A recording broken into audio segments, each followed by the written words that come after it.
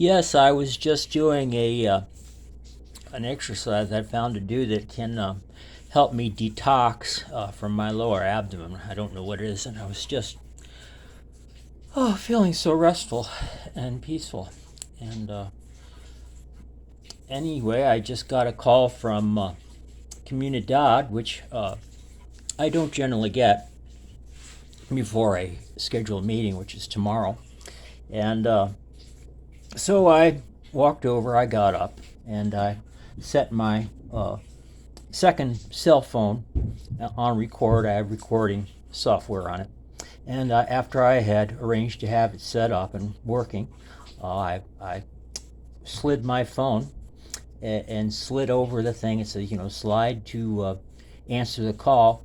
And immediately as I slid the thing over, the call was cut off.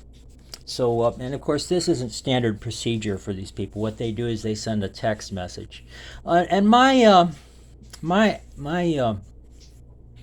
strategy for dealing with them is I don't have the time. That they're holding, I guess, Dr. Yilmaz hostage, and or maybe he's found his way free from them for some way and been able to tell his story, but. Anyway, I tell them that I take the medication, of course, and it's their goal to get me into a facility where they can administer this medication to me, or something. Actually, probably something even much worse, like they did last time I was in jail. So I'm not, I can't function. But anyway, so and the woman that you're hearing. Sorry, now what was it at 12:29? That woman who said that she was what was it? That she was describing me as, I can't remember what it was. She was describing me as something, and at 12:29 she left away because she got a message in her ear that she was oh, she hadn't told us. She hadn't. I don't know. They probably arranged to deal with this or anything. But I thought she was saying I was sleeping and comatose, and you know, and I said in my mind to her, which she heard, that are you telling them about the YouTube video that I'm uploading? and, and I don't know how they're going to arrange with, or how they've already arranged to deal with that. But anyway, the call came through, which is uncharacteristic for them. They don't always call you up beforehand, and usually they have some kind of shield there to call me up, who's going to say what she was planning on saying, or maybe saying, I called him if he didn't pick up. But the reality of it is it was arranged so that when I did pick up, that it would look as if I didn't pick up, but I did pick up, and it was arranged, and she knew it, that I was so that she could say that she called me. and anyway, I'm planning, and see, the deal is these people, part of their scheme is to say, well, he's uncivil, and of course, after I don't go to my appointment because I'm trying to detox, and my apartment is a mess, and I'm trying to put together some kind of communication to Carrie Lake and also the witches and warlocks that work at Arizona Housing, which they're probably rearranging right now with shields and so forth. And by the way, the one way that they deal with these people, these new people, is they find someone that's a victimizer, like this nurse that had to run off at around 12:29. And get them, and then basically extort them. You don't extort them and say, hey, would you say this place to Satan? We all like to do it. It's kind of a fun thing. We have a little ceremony and everything. And this woman doesn't really do it with ill intents or anything to victimize people, or to cover for the government, or cover for the people in Switzerland that are working to undermine our nation through their surveillance technology and molesting children at the child prodigy engineers. But in our country, and of course they're the ones that get all the blame for all the evil that's done with the technology, so they can extort these children, and they're trying to defend themselves. And But anyway, and hopefully they can expose these people, and they've got stuff to do that. And of course, anyway, that's what's going on. And this woman is not an honest woman that is going to say, "Well, we called him," and it's like, uh, and the other thing is like my plan is when they call me, uh, afterward. Of course, they don't call before an appointment. Of course, sometimes they do, sometimes they don't. They haven't done it in a long time. And what it is the procedure. It's always changing. It's always, it's whatever suits them. It's like whatever suits the situation. That what they did this time and that time, and to make a record of it. And my computers. The last time I tried to get my computer working, it wasn't working. Surveillance Tech was keeping it from connecting to the internet. And of course, I think I told you to Carrie Lake, who's listening in, who's now been banned because I got because my video was uploaded.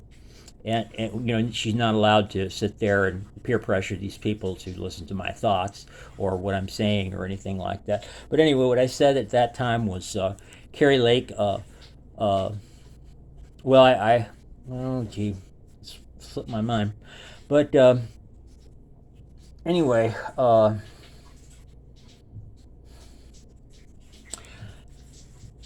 it's the deal. What is I'm this awful person. I'm uncivil. So the deal is if you miss an appointment, what they're to do is to what they should do. I mean, normal protocol would be to contact you, to call you, and say, So let me check to see. I haven't checked my messages to see if I'm going to make see, they've got to make sure that their story agrees with it, and they get Dr. Yilmaz to agree. Their story. So to agree with their narrative. And it has to agree with the narrative that happened at the doctor's office, where the doctor got me to, he wanted me to come to a 6-week appointment. Of course, the doctor, what was the doctor did? Yes, I told the doctor when I went in, I haven't taken my medication. A friend died, and I was having difficulty dealing with it. And I didn't take my medication. I've been up all night, and I'm just having a really hard time today, but I wanted to make my appointment. And so I told him, I said my blood pressure will be high, and my heart rate will probably be high too. And then he later in the interview he asked me again, and he says, "Are you feeling all right?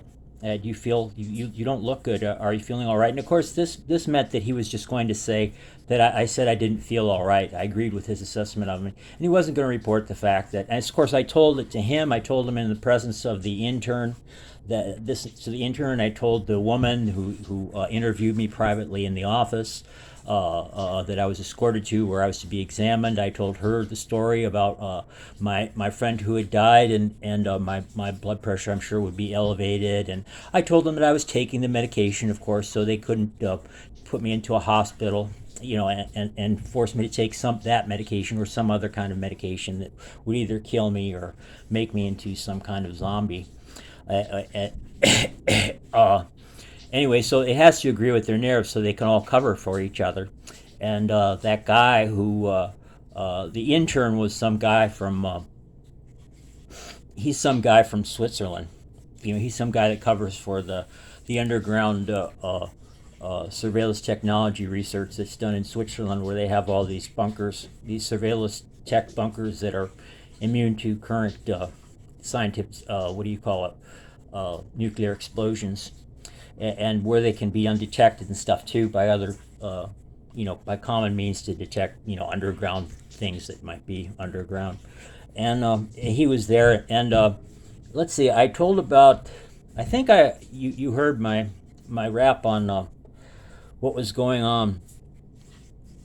You heard my rap on what was going on with the CPD and all that stuff, and these people.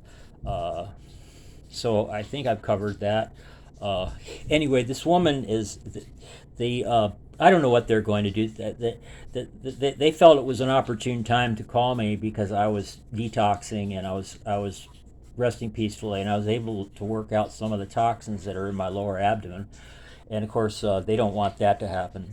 So and of course to cover themselves, well, they didn't get through to me, and I suspect they'll probably call me again, and when the call comes, I don't know. It could be a call. The next call, it could be from the.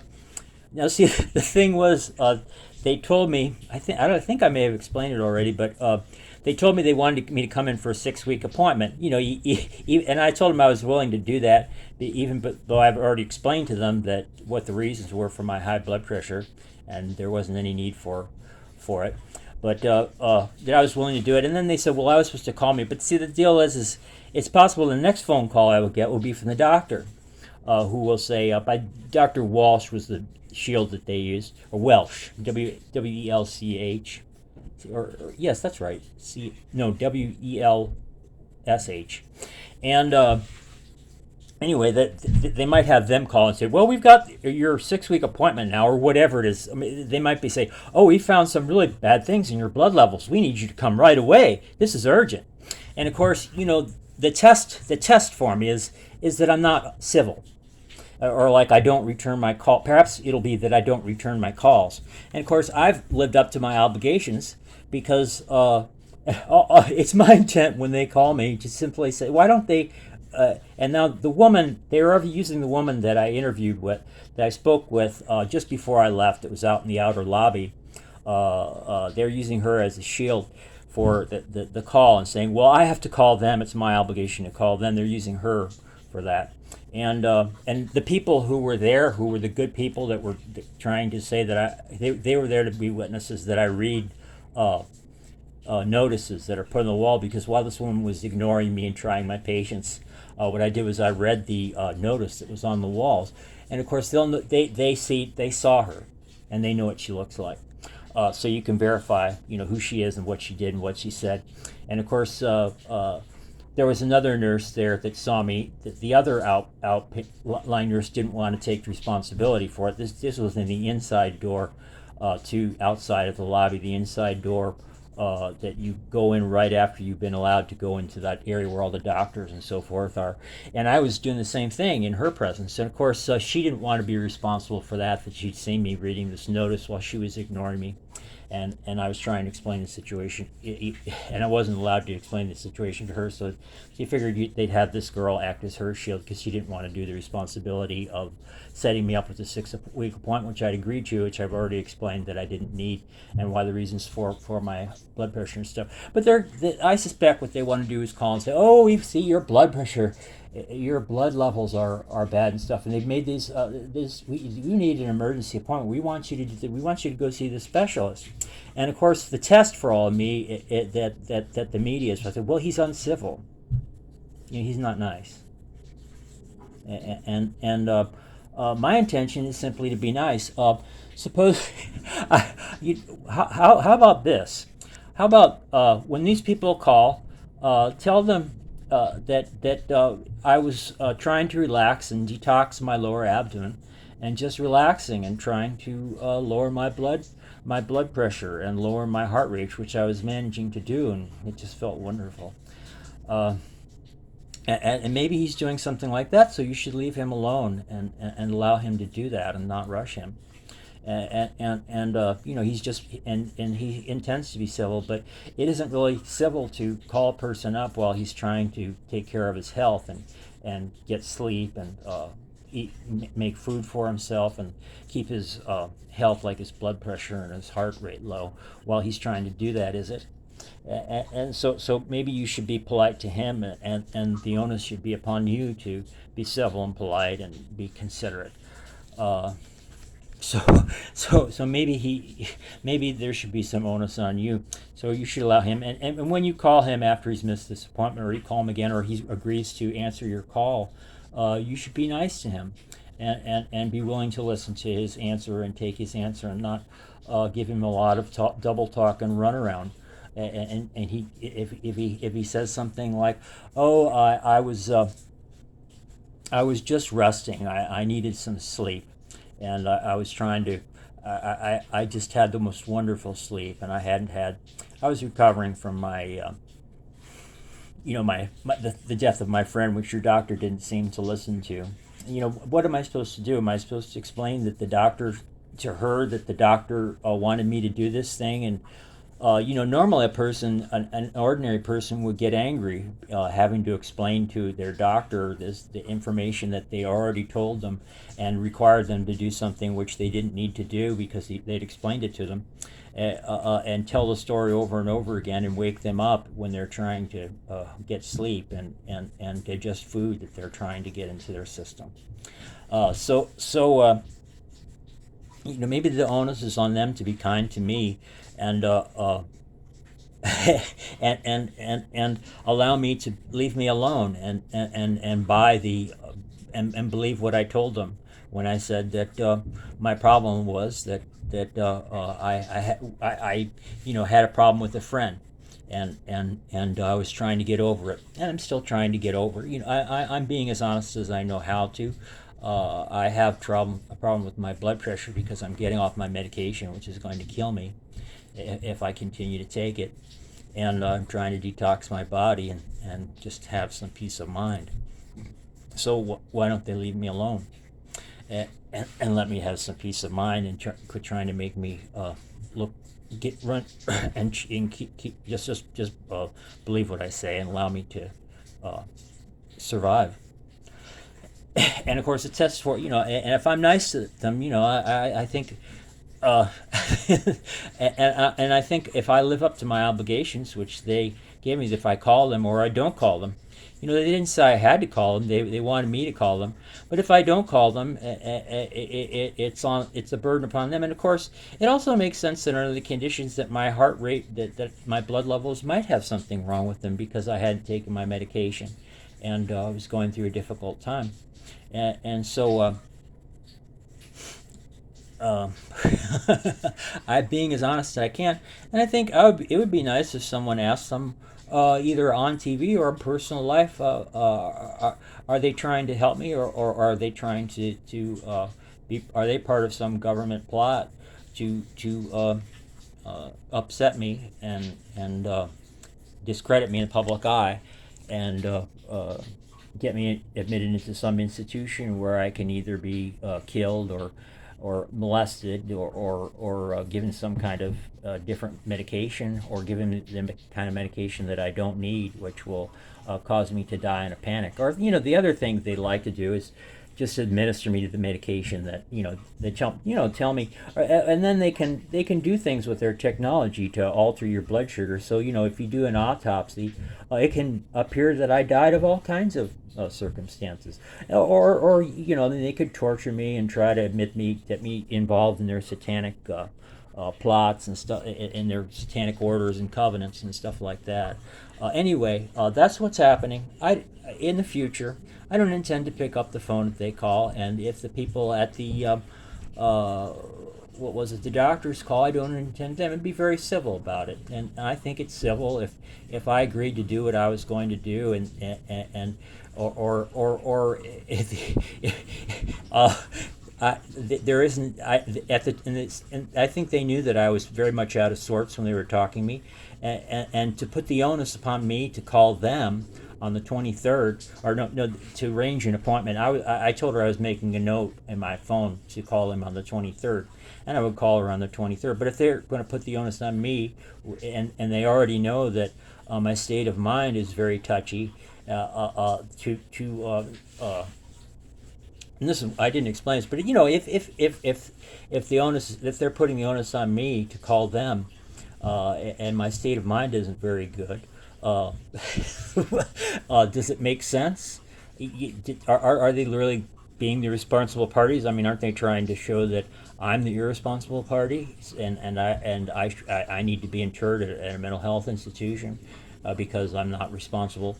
But aren't they trying to make me look irresponsible?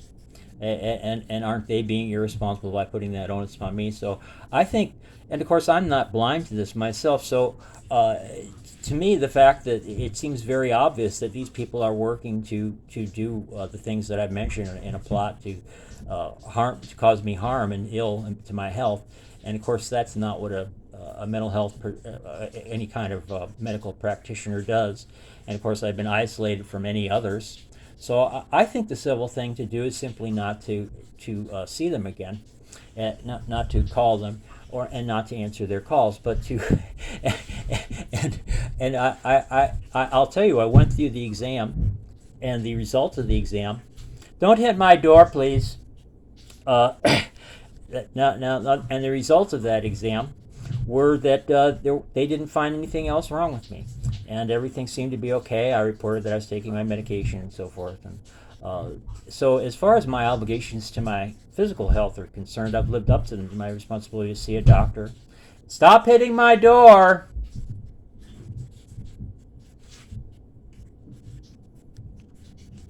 And okay, and so I believe I've lived up to my obligations as far as that's concerned.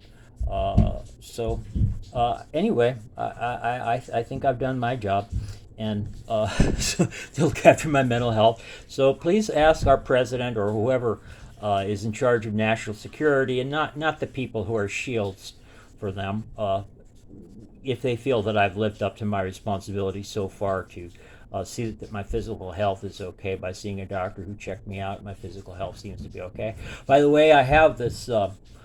I've been trying to get into the habit of scrubbing my.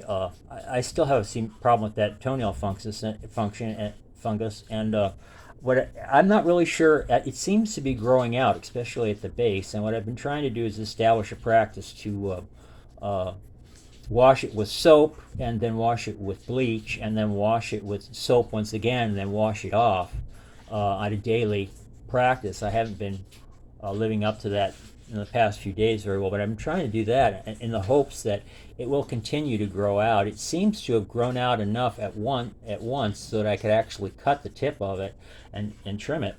So, and I really don't feel, if I do have, it's not a thing that causes me pain. So I think that I'm doing my best to see it as treated, and I can realize that these people. It's such a runaround with them. Well, I'm doing my best to take care of it, and I think, as far as the runaround is concerned, I suppose they would, to prove that that they would remove it. But anyway, it seems to be. It seems to be growing out. It's white at the tip. It hasn't been that way before, and of course, I don't know. I mean, I suppose they can make the point that I don't trust doctors, and they could cover themselves. But anyway, this seems like an interesting way to treat it, and it might be something to learn for the point of research. And since I've come so much in the public eye, this my method of treating it might be a useful way of doing research. So if there's any surveillance technology to make sure that it doesn't work the way I'm trying to treat it, that could be used as if there could be verified, or that they're trying to distract me and upset my life so much that I can't do the washings and so forth that I'm trying to do. That could be evidence for what they're trying to do. But I think personally I'm doing a good job. It's not causing me any pain or anything. And I'm doing, and this research I'm doing to wash it like I am might help other people, because then they won't have to go to the doctor to do these kinds of treatments and save them money. Boy, now I'm sweating a lot. I guess this is a good thing. It might be a result of the breathing and stuff that I've been doing, but anyway, I think I'm doing the responsible thing, and it doesn't hurt or anything. So that's and I don't like and of course right now I need to stay at my apartment and have as much nourishing solitude as I have and get the breathing and stuff that I need. So anyway, that's what's happening, and that's the state of affairs. And I'm gonna try to relax. I'm gonna try to get some food. I've made. Let's see. I'm cooking. I didn't get any bacon today. I might walk over and get some bacon to put in my organ meat that I'm working on. That I make my stuffing, which is so good for me. And I might walk over there and get it. And I had this vision in my mind of seeing the people like Andre and these other witches just die in a terrible convulsion. I don't know whether it's just in being confronted, and it may be already have happened, or it may be something that's going to happen in the future. I'm writing about these things and hoping to publish them. I also mentioned that up until now, my computer's been acting very strangely in the past few days. And what I do, it's supposed to boot off the B disk, SBA, off that SBA disk, and then it's got information on that disk to use another disk, which I have this thing here, and this is the disk that I run off of. I don't have this. I slide it in. It's a Lenovo T430, and what it is then I take this thing out of it and take it with me, sort of as a security measure, so they can't mess with my computer. But they were causing my computer several days ago. Last time I started it up, well, I mean, it's acting very strangely. But when I tried to start it up several days ago, they were using surveillance technology to make sure that it wouldn't connect to the internet. And of course, yesterday when I started to try uploading Thomas Sowell videos using my Blu-ray disc player, all of a sudden it stopped working again, and then I couldn't use the disc player. I sure hope people will do what they can to get his videos play the videos that are suggested on my recommendations up and working. I feel it's part of my political duty to be politically active. Anyway, God bless you all, and thank you for your concern. And I'm going to try to see. They're probably saying, my guess is as a result of what else I'm saying, they're going to say, oh, his computer is working. He hasn't tried it in a long time. And I feel I need to be able to have my computer because it's my only real connection with the outside world. And, it's my only connection to actually say what's going on without generating undue danger to other people who I might ask for help. I don't want them to be hurt. So anyway, that's what I'm doing. I'm gonna try to eat some food now and detox some more, and hoping to be to sleep and get some relaxation. And I thank you for your concern for me. I love you guys, and I love my family. I love my Lord and Savior. I love my church. And I'm thankful for all of you that care for me and are praying for me. And so that's what's going on. I hope you'll. You heard in my last post, I talked about what I feel needs to happen to the people in our government or in our press that are not seeing to it that I can get an accurate picture of what's going on in the world, according to especially what's known about the Rothschilds influencing our press, and of course other things like who's really the governor in Arizona and who's really the president now, and of course that's what's going on. And I feel these people are going to die a horrible death. These Satanists, warlocks, and witches. At some time, it may have already happened. It may be sometime close in the future. But please pray that these people get that the world can be safe, and that these people get their just reward for the evil that they've done and the evil that they're doing. In my mind's eye, I see people dying of just having blood come from every pore and having convulsions and satanic convulsions and dying in satanic convulsions and seeing that kind of thing happening. Anyway, that's what's happening. I'm going to try to get some food and relax again. I sure hope that woman doesn't call me again. If she does, or if I get a call from either one of them, I'm just going to ignore it and let it happen. But anyway, like she said, it wasn't that I didn't answer. It was arranged that she could say that I was never connected at the instant. They used their tech to make sure that the moment that I slid the thing over to answer the phone, that the call would be received and it could register on her phone. that I didn't pick up, and she hung up at exactly the right time as I had slid the thing over. So, okay, I'm gonna upload this baby. God bless.